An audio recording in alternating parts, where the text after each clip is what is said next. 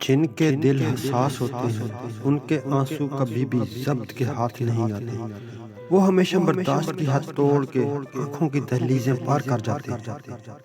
دل کیوں حساس ہوتے ہیں؟ کیونکہ وہ ٹوٹ پھوٹ جانے کے بعد اپنی طاقت کھو چکے ہوتے ہیں، اور پھر بات بے بات بھر آتی ہیں۔ آنکھیں پھر عام لوگوں کی طرح مذاق، طنز اور تکرار نہیں سہ پاتے۔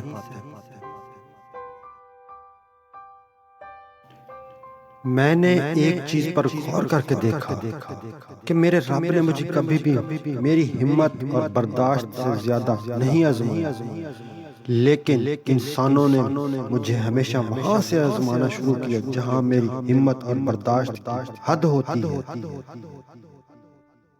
مجھے وہ دن بہت یاد آتے ہیں جب میں تمہیں دن بھر کی داستان سناتا تھا۔ آج میں نے یہ کیا، وہ کیا، یہاں گیا، وہاں گیا۔ آج امی نے ڈانٹا، آج میں رویا، آج میں بہت خوش ہوں، آج بہت اداس ہوں، ایسے کیا، ویسے کیا، آج میرے سر میں درد ہے۔ بولنے پر آتا تھا تو چپ کرنا بھول جاتا تھا۔ تم بھی چپ چاپ سنتی رہتی تھی میری پاگل باتیں، مگر اب کسی سے کچھ کہنے کا دل نہیں چاہتا۔ کتنی تکلیف ہو، کتنا دکھ ملے، کسی کو نہیں سناتا۔ تمہیں اپنی ذات تک رسائی دی تھی، تمہارے لہجے میں تلخیوں کے بعد اپنی ذات کو دفن کر دیا۔ تمہارے چلے جانے کے بعد میں نے چپ رہنا سیکھ لیا۔ مجھے کبھی بھی اپنی زندگی میں آنے والے برے لوگوں سے ڈر نہیں لگا۔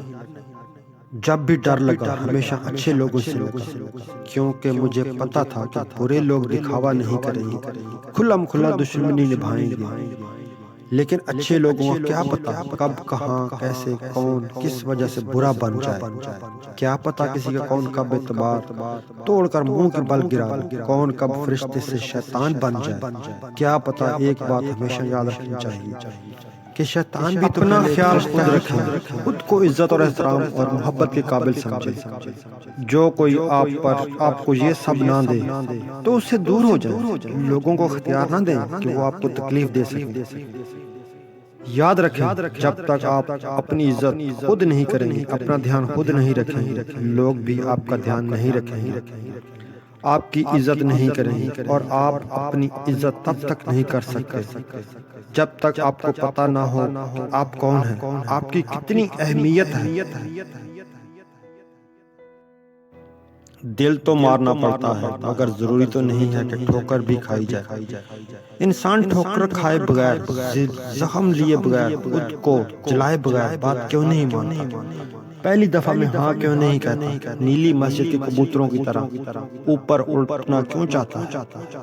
پہلے حکم پہ سر کیوں نہیں جھکاتا؟ ہم سب کو آخر منہ کے بل گرنے کا انتظار کیوں ہوتا ہے، اور گرنے کے بعد ہی بات کیوں سمجھ آتی ہے؟